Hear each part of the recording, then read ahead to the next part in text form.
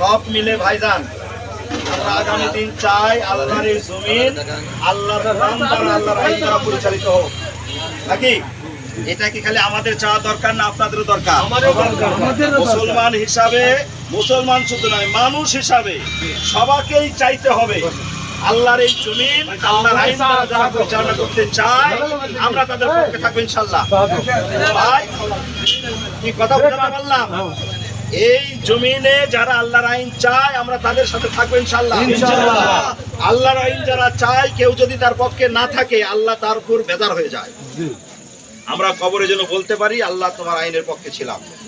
আপনাদের জন্য আল্লাহর কাছে দোয়া করি আল্লাহ পাক যেন আপনাদেরকে আল্লাহর আইনের পক্ষে সমর্থন করে মুসলমান হয়ে কবরে যাওয়ার তৌফিক দান করেন।